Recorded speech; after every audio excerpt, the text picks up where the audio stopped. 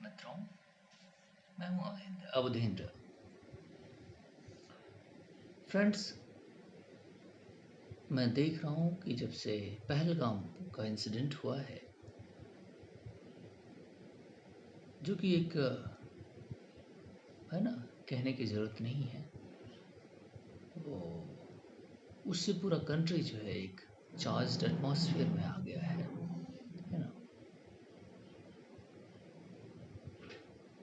जो एक बहुत ग्रुशम और इनह्यूमैन एक्ट है।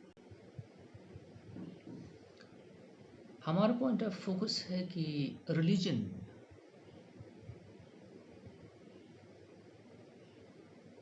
मुस्लिम रिलीजन को लेकर के आज एक हेट चारों तरफ चल रही है कि Muslim religion this and that, हर कोई है मुस्लिम ही है, ये है वो है ना। ऐसा क्यों है? क्या सारे मुस्लिम इस तरह हैं, वो है? एक हेट कैंपेन कंप्लीटली चलाई जा रही है। मैं नहीं समझता कि एक कंप्लीटली क्वालिफाइंग ट्रू आइडिया है ये, है ना। जो चला रहे हैं वो भी शायद ये जानते हैं कि ये गलत है ना। हम एक्सप्लेन कर सकते हैं कि ऐसा क्यों है। हमारे रीजन पर्टिकुलरली इस नॉर्दर्न पार्ट ऑफ इंडिया में सबसे बड़ा जो कल्प्रिट है वो मोहम्मद अली जिन्ना है ना। मोहम्मद अली जिन्ना जो है ये सबसे बड़ा कल्प्रिट था, जिसने इस चीज़ को डिवीजन को एक्सरसाइज किया। डिवीजन लाई करता था क्योंकि लिटरेसी बहुत ज़्यादा थी और प्रॉब्लम तो थी, है ना। अब क्योंकि इस्लाम एक रिलीजन है और दूसरा कंपोनेंट उसका ये फेस है कि वो एक इन्वेजन के तौर पर सुपर इम्पोजिशन है बाकी और रिलीजन के ऊपर, है ना। ये दो कंपोनेंट्स हैं। हम अपने सब कॉन्टिनेंट की बात कर रहे हैं जब, है ना। तो जो यहाँ पे मुस्लिम्स हैं वो अपने आप को इन्वेडर के साथ खड़ा होना पाते हैं, या being as a Muslim and living in on country. ये एक दो डायमेंशंस है ना। कुछ मुस्लिम्स इस तरह हैं जो लिटरेसी बहुत ज़्यादा है ना। ये अंडरलाइंग फैक्ट है कैपिटल लेटर में, है ना।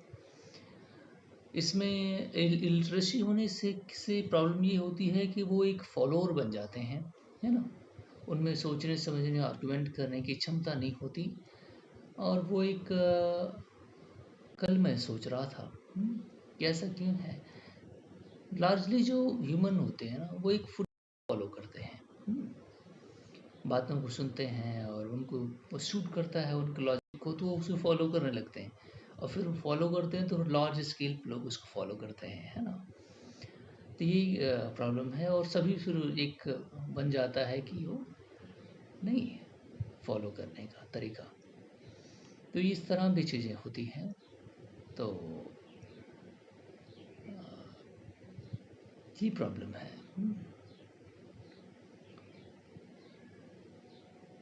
दुख की बात यह है कि सारे जो हैं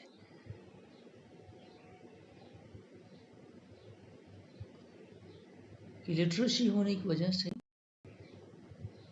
लॉजिक उनको समझ नहीं आता है ना। कंट्री जो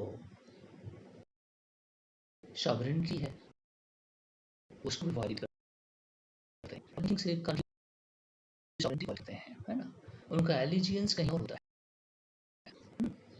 वो समझ नहीं पाते हैं कि एक्चुअली आजकल एक लार्ज स्केल पर झूठ बोलने का और मिसलीड करने का कॉन्सेप्ट चल रहा है ना। पढ़े लिखे लोग झूठ ज़्यादा बोल रहे हैं। आइडियोलॉजिकली समझाने की कैपेसिटी कुछ लोगों में होती है, जो नहीं भी पढ़े लिखे होते वो भी बड़ा अच्छा समझाना जानते हैं, है ना। और क्योंकि फॉलोअर मैंने बताया कि लार्ज स्केल पर होते हैं, तो ये एक परफेक्ट रेसिपी बन जाती है फॉलोअर्स के लिए। और फिर वो एक हेट कैंपेन वो चलाता है और ये सारे लोग उसको फॉलो करते हैं। ये इसमें एक प्रॉब्लम है। वो हर रिलीजन में इस, क्योंकि स्टुपिडिटी हर जगह पाई जाती है। Religion forget about that. Human एक स्टुपिड एलिमेंट है ना। उसमें ये चीज़ पाई ही जाती है कि वो फॉलोअर बन जाता है। हर किसी में सोचने की क्षमता नहीं होती। New idea is something different, या आर्गूमेंट करने की क्षमता नहीं होती है ना। और एक रैशनल एलिमेंट्स नहीं है ह्यूमन। हर किसी के पास ये पावर नहीं है और इससे एक प्रॉब्लम क्रिएट हो जाती है। और जो इस्लाम स्ट्रक्चर है इस रिलीजन का, है ना, स्पिरिचुअलिटी एक चीज़ है, जो प्रैक्टिस दूसरी चीज़ है ना। स्पिरिचुअलिटी जो है वो कभी किसी को मारने का या काटने का नहीं, ये कॉन्सेप्ट नहीं चलाता, है ना। लेकिन जो इसमें प्रैक्टिस है वो एक डिफरेंट काइंड ऑफ थिंग है।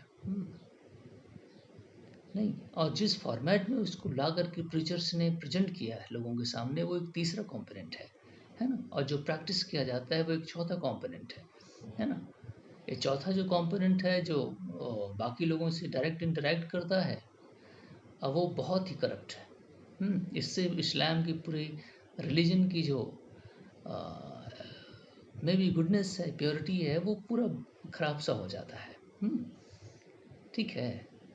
और इसको चाहिए कि इसको रेक्टिफाई करें जो लोग रिस्पॉन्सिबल हैं इस्लाम रिलीजन में, वो इसको राइट कॉन्टेक्स्ट में प्रेजेंट करें, है ना। लेकिन अनफॉर्चुनेट है कि वो उन लोगों के हाथ में है जो उसको प्रीच करते हैं और उसको एक्सरसाइज करते हैं। हम इसको एक्सप्लेन कर सकते हैं किस तरह से सोसाइटी, किस तरह से शरिया लॉ, किस तरह से प्रैक्टिस है ना। हम उसको एक्सप्लेन कर सकते हैं, लेकिन इसकी ज़रूरत मुझे नहीं लगती। क्योंकि एक्सप्लेन अगर करने जाओगे तो कुछ लोग, काफ़ी लोगों को बुरा भी चीज़ें लग जाएंगी, है ना। ठीक है। और ये इसमें टॉलरेंस बहुत कम है। इस रिलीजन में टॉलरेंस है या नहीं मैं नहीं जानता, लेकिन जो प्रैक्टिस फोर्थ कॉम्पोनेंट है जो इसको एक्सरसाइज करता है, वो एक बहुत वल्नरेबल और सेंटिमेंटल लोग हैं और वो मारने काटने पे उतर आते हैं, है ना। यही टॉलरेंस की कॉन्सेप्ट है ना। और लैकिंग है इसमें, तो ये बात समझने की है। 5 टाइम, एक आप समझिए, 5 टाइम आपको इस्लाम को प्रैक्टिस करने की बात की गई है। अगर उसको आप प्योरिटी के तौर पर लें, है ना, to be good person, to be a nice one, है ना, and practice kindness and love affection, है ना, आप एक रिमाइंडर के तौर पे काम कर सकता है ना। हिंदूज हैं, मैं तो कभी टेंपल पे गया ही नहीं मैं तो अभी टेंपल गया नहीं, भगवान के बीच नहीं संघर्ष चल रहा है आऊंगा तब, जब तक अचीव नहीं, अपने अचीव नहीं करता और अटेम्प्ट, है ना। इसलिए मैं तो गया नहीं टेंपल, लेकिन मोस्ट ऑफ द जो है मस्ट टाइम हमें ठीक है। इससे ये बात है जो अब रिलीजन जो मेन कॉन्टेक्स्ट है वो बदल गया है। रिलीजन है लेकिन क्यों है, उसमें जो गुडनेस थी वो खत्म हो गई, रादर देन अब वो इसमें आ गई है कि माइनस हो, नहीं कलेक्टिवनेस हो। हम सेम कॉज के लिए एक साथ हो, नहीं फ्राइडे को मस्जिद होगी तो उसमें कोई और बात नहीं, है ना। गुडनेस सोसाइटी के लिए कुछ करने की बात नहीं होती, क्लीननेस लाना है, ड्राइव चलानी, इन्वायरमेंट साफ रखना है, जो मेन इशूज हैं, है ना। आप लोग गैदर करते हैं फ्राइडे को, नहीं आपको चाहिए कि इन सारी चीज़ों को सोसाइटी को बताएं, रादर होते हैं कि हम कलेक्टिवली यूनिट में रहें, ये रहें वो रहें, नहीं। तो ये जो रिलीजन का मेन कॉन्सेप्ट है वो खराब होकर के किसी दूसरी दिशा में उसको आपने मोड़ दिया है। कलेक्टिविज्म होना चाहिए और यूनिटी हमें साथ में रहना चाहिए, जिससे हम अपने सारे इश्यूज को एड्रेस करें जो पॉलिटिकल इश्यूज है। इसलिए जो है वो रिलीजन और गुडनेस की जगह वो किसी और चीज़ कर रहे हैं। 5 बार आप नमाज पढ़ने का अपना रिलीजन से आपका affiliation, think about that. Religion से आप इतना रिलीजियस होंगे, रिलीजियस आप एक रिलीजन की फंडामेंटलिस्ट लाइन को क्रॉस कर जाएंगे, है ना? आपको रोज प्रैक्टिस करना है वो, समझ रहे हैं? आपको हर दिन प्रैक्टिस करना, फ्राइडे को अपेयर होना है नहीं क्लब में। तो ये जो कॉन्सेप्ट बनता है ये आपको पूरी तरह से बाइंड रखता है, ठीक है, और अपने कॉज के लिए। यही कम्युनिटी को अपने बाइंड रखने का तरीका है। इससे रिलीजन का कोई कॉन्सेप्ट नहीं है इनफैक्ट। अगर आप ह्यूमन हैं और रिलीजन आपका जो भी डिनोमिनेशन है ना, आप अगर काइंडनेस और पैशन बाकी चीज़ों को एक नहीं करते, तो फॉरगेट अबाउट रिलीजन, फिर उसका वो मीनिंगलेस हो जाता है। तो यही कॉन्सेप्ट भी यहाँ पर है, ठीक है। तो ये जो इसलिए इसमें से ज़्यादातर लोग फंडामेंटलिस्ट निकल रहे हैं, है ना? ये मेन रीज़न है इसमें। और मैंने बताया कि जो फोर्थ कंपोनेंट है वो बड़ा ही ट्विस्टेड है। उसको लोग एक्सरसाइज करते हैं क्योंकि उसमें लिटरेसी बहुत ज़्यादा है ना? जो टॉप क्लास के लोग हैं 1-2% वो भी बेवकूफ़ ही हैं, है ना? रिलीजन के मेन इतिहास को कोई जानता नहीं है। जैसे हिंदुइज्म था, वो ब्राह्मणिज्म जब बन गया, नहीं ब्राह्मणों ने हिंदुइज्म के स्पिरिट को एक्सप्लॉइट कर लिया, है ना? तो वो भी रिलीजन ख़राब सा हो गया, कास्ट बन गई, रिलीजन को डिवाइड कर दिया गया डिफरेंट कास्ट में, नहीं डिफरेंट सेगमेंट्स में। तो जो क्रक्स था, है ना, कॉन्सेप्चुलाइजेशन था वैदिक कॉन्सेप्ट का, या उसमें जो गुडनेस थी, वो फिर एक एलीट ग्रुप में रह गई, बाकी लोगों में इलिटरेसी रह गई, है ना? एटलीस्ट आप हिंदुइज्म में डिबेट कर सकते हैं, नहीं आप, लेकिन मुस्लिम रिलीजन में आप डिबेट नहीं कर सकते, वो आपको गर्दन उड़ा देते हैं, नहीं। एक कैरिकेचर बना दिया किसी ने, किसी प्रोफेसर ने, उसका जाके उसने गर्दन काट दी, है ना? अब आप इससे मतलब डिबेट नहीं कर सकते। मैं यूट्यूब चलाता जब हूँ तो मैंने सऊदी अरेबिया के 2-4 लोगों से, नहीं वो जुड़ गए हमसे, तो बातचीत हुई काफ़ी लंबी, नहीं महीने 2 महीने तक हम लोग जुड़े रहे। तो मैंने जब ये इश्यूज़ उनके सामने उठाया, है ना, तो वो फिर वो आंसर नहीं कर पाए और हमारे चैनल को उन्होंने क्विट कर दिया, छोड़ दिया, ठीक है। तो मुझे पता चला, वो भी मुझे कहते थे कि मुझे अभी नमाज़ करनी है शाम को, सुबह में ये है वो है। तो मुझे समझ नहीं आता था कि इतनी ज़्यादा नमाज़ क्यों करनी है, आपको क्यों करना है प्रेयर, है ना? तो मुझे ये समझ में आता है कि एक कम्युनिटी को बांधने की, कलेक्टिवली बांध के रखने का एक अब तरीका बन गया है, रादर दैन कि जो पहले था, नहीं कॉन्सेप्ट कुछ और था। लेकिन इस रिलीजन में बड़ा मार काट बड़ी अर्ली स्टार्टिंग से शुरू हुआ है, नहीं इन्वेजन और दिस एंड दैट, नहीं एक बड़ा वायलेंट सा है ये, बड़ा वायलेंट सा है। अब देखें अगर आप, नहीं 710 से, नहीं कासिम से लेकर के successive invasion all over the you know region हुआ है। तो एक कॉन्सेप्ट है जो इन्वेजन से इस्लाम आया, और कन्वर्जन हुए, नहीं एक आदमी 10-10 बीवियाँ रखता, नहीं, और उस 10 बीवियों की वो 16-16 बच्चे पैदा करता, नहीं इससे एक स्प्रेड करने का कॉन्सेप्ट मिल गया अपनी पॉपुलेशन को, है ना? इसमें से एक लॉजिक मिल गई कि अपने आप को एक्सपेंड किस तरह, आप एक ही जो नहीं वो होगा, उसकी थर्ड जनरेशन हो जाएगी वो 150-200 आदमियों की, नहीं, और फिर एक मल्टीप्लायर इम्पैक्ट दुनिया को करेगा, है ना? इस तरह से लार्ज स्केल पर पॉपुलेशन जो है इंक्रीज हो गई। बुद्धिज़्म भारत में स्टार्ट हुआ करीब नहीं आज के 2500 साल पहले, लेकिन लेस देन 1% पॉपुलेशन यहाँ पे है ना? ये बात समझिए, है ना? रिलीजन सिखिज्म है, लेस देन 1% है। जैन्स हैं 0.0% है, 0.05% इंडिया के अंदर, नहीं। अब आप देखिए इस तरीके से परसेंटेज है, लेकिन मुस्लिम्स का परसेंटेज इंडिया में और पाकिस्तान, बांग्लादेश में ऐड कर दो तो 50% पहुँच जाता है लगभग, है ना? ये किस तरह से चीज़ें हुई हैं, जबकि इसको लोग एक्सेप्ट नहीं करें, but this is the reality, है ना? काउंटर मेजर्स लोग लेना शुरू कर देंगे, लेकिन मैं हेट नहीं कर रहा, that these are the concept, है ना? जिसके आप मुगल की वो बात करते हैं, जिस लेडी के बारे में, वो मुमताज़ के बारे में बात करें, नहीं उसका जो हस्बैंड शाहजहाँ था, उसकी 4-5-6 बीवियाँ थी, मैंने कल उसके बारे में रिकॉर्ड पढ़ा। तो ये जो मुमताज़ थी उसने 14 बच्चे पैदा किए, 15-20-16 साल की उम्र में उसने 14 बच्चे पैदा किए, है ना। उसी बच्चे पैदा करने की सारे कॉन्सेप्ट में उसकी जान चली गई। शी वॉज वेरी यंग, है ना। तो इस तरह से ये नहीं, 14-15 बच्चे 15-16 साल के अंदर में पैदा करना, नहीं ये भी एक नहीं, ये बच्चे क्यों पैदा किए जाते हैं, there is concept to spread, है ना, there is logic behind it. तो ये है कि इस तरह से इस्लाम आया।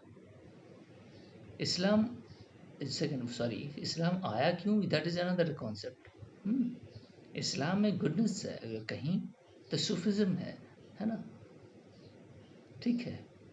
लेकिन ये जो अदर कॉन्सेप्ट्स आकर के प्रेजेंट हुए, जिस फॉर्मेट में आजकल उसको एक्सरसाइज किया जा रहा है फॉर पॉलिटिकल रीजंस, मिस्टर जिन्ना सबसे बड़ा कल्प्रिट है, वो एक राक्षस है ना। उसके ऊपर मुझे लगता है केस चलाना चाहिए, मारा गया बेशक, है ना, कि वो कोई रिस्पेक्टेड पर्सन नहीं था। इवन जो जानते हैं वो रिस्पेक्टेड उसको मानते भी नहीं है, लेकिन फिर भी नहीं, अब किसी के लिए तो रिस्पेक्टेड है वो। तो मुझे लगता है कि इसको कंप्लीट वो एक राक्षस था कंप्लीटली, है ना, जो इसने विनोम पैदा की इस पूरे रीजन के अंदर। और अनफॉर्चुनेट चीज़ ये है कि जो प्रीचर्स हैं उसको राइट कॉन्टेक्स्ट में वो प्रेजेंट, लॉजिक मत उसमें अपना लगाइए, है ना, व्हाट इज़ राइट ये प्रेजेंट कीजिए। लॉजिक लगाओगे तो आपका लॉजिक सेट बैठ जाएगा, नहीं फिर जहाँ से आप चले हैं वहाँ तो नहीं पहुँचेंगे। जिस पर्पज़ से आप चले थे, जो आपके रिलीजन का मेन कॉन्सेप्ट है, उसमें आपने अपनी लॉजिक ऐड कर दी और सुनने वाला अपना लॉजिक ऐड करेगा, नहीं तो जो मेन रीजन है वो भ्रष्ट हो जाएगा, है ना। किसी भी रिलीजन के अंदर अगर 4 से 10 अच्छी चीज़ें नहीं हैं, कंपैशन नहीं है, टॉलरेंस नहीं है, अच्छाइयाँ नहीं है, तो उसको फिर नहीं अननेसेसरी जस्टिफाई करने का कोई मीनिंग नहीं बनता, कोई रीज़न नहीं बनता। लेकिन अब ये 4 से 10 लोग जो मैंने बताया फोर्थ लेयर वाले हैं, या फिर लार्ज स्केल पर लिटरेसी है, नहीं ये लॉजिकल रैशनल मैकेनिज्म नहीं है, ये लॉजिकल लोग हैं, नहीं उनको अपने रिलीजन में बेहतरीन चीज़ें नज़र आ रही हैं, मारना भी उनको बेहतर लगता है। नहीं हम दो कौमें हैं, यही कह रहा था वो आसिफ मुनीर, है ना, पाकिस्तान का आर्मी चीफ, हम दो कौमें हैं। नहीं हिंदूज उनके सोचने का नज़रिया, उनके सोचने का हमारा नज़रिया, हम सुप्रीम है ये वो, ये आपने स्पीचेस सुनी होंगी। ये कौन सा कॉन्सेप्ट है, बात करने का कोई तरीका है ये, है ना। तो ये है कॉन्सेप्ट मिस्टर मोहम्मद अली जिन्ना का, जिसने डायरेक्ट एक्शन, हमारे जो लीडरशिप, हम बार बार कहता हूँ, इंडियन लीडरशिप पोलिटिकल डिसीजन लेने में फेल रही है वेरी अर्ली स्टेज से ही, नहीं। और इसको इंडिया को सोचना पड़ेगा कि इसको किस तरह काम करना है, बी स्ट्रांग, है ना। हमने जब जिन्ना ने डायरेक्ट एक्शन किया था, नहीं हिंदू मुस्लिम के कॉन्सेप्ट को हमें चलने देना चाहिए, ये फैसला देर इज ऑन वे ही होगा, है ना, समझ में आ रहा है, इसको चलने देना चाहिए था कि फैसला ऑन वे होगा, वही उसी ग्राउंड पर होगा, तो जो रहेगा फिर वही रहेगा, यही होना चाहिए था। फिर मुस्लिम और फिर मोहम्मद अली जिन्ना को समझ में आ जाता कि एक्चुअली 10 लाख से ज़्यादा, 10 मिलियन से ज़्यादा लोग मारे भी तो गए पार्टीशन में। अभी भी जो हिंदूज 25% वहाँ थे पाकिस्तान के अंदर, वो भी तो मारे गए, कन्वर्ट किए गए उनके, मतलब क्या हुआ उनके साथ। तो who is responsible for this division.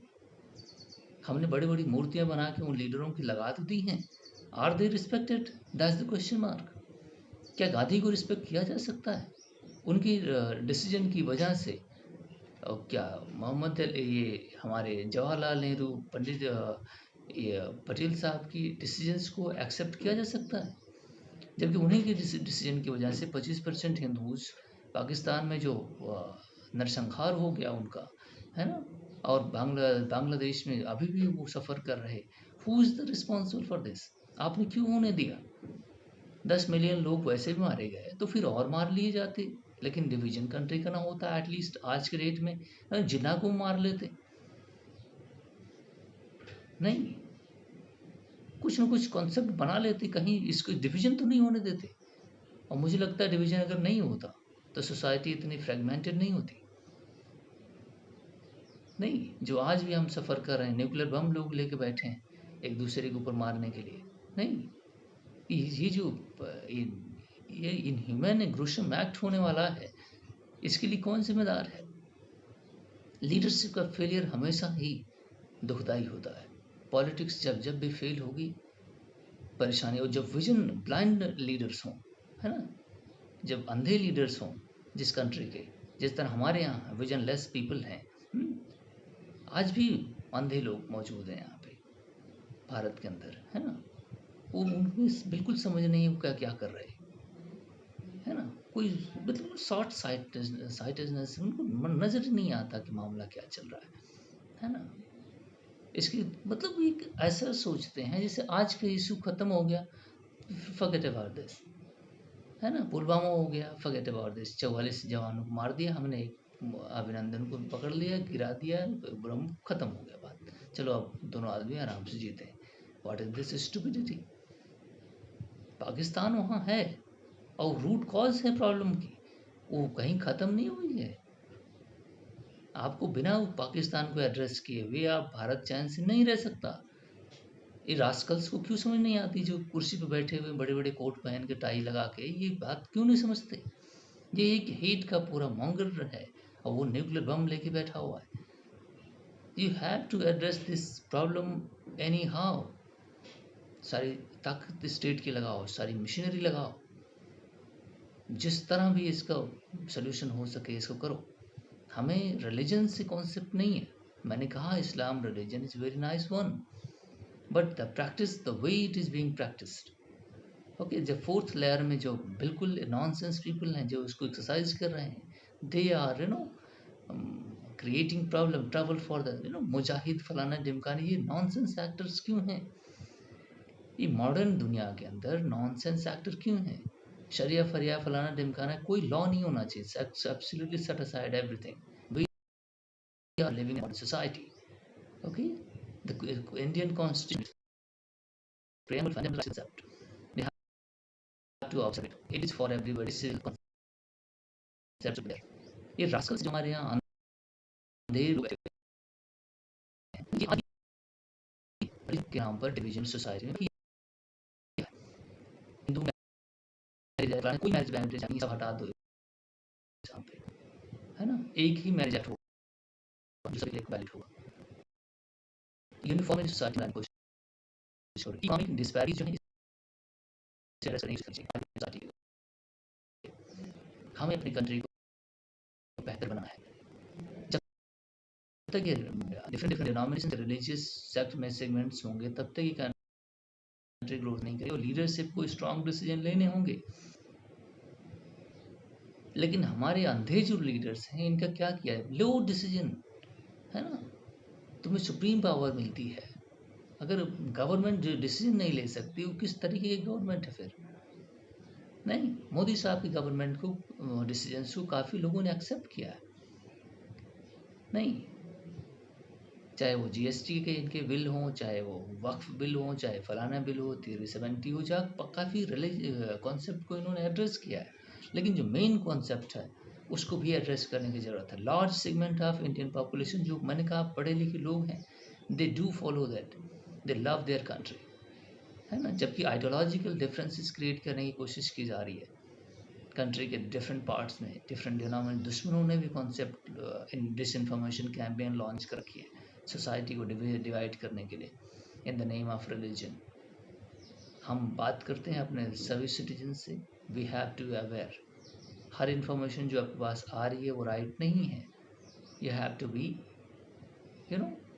Conscious about that. Consuming information is very important and that should be right one, है ना, राइट सोर्स से आप इंफॉर्मेशन लें। कोई भी इंफॉर्मेशन कंज्यूम करने से आपकी सेहत को नुकसान होगा, आपकी सोसाइटी को नुकसान होगा, आपकी कंट्री को नुकसान होगा, ठीक है।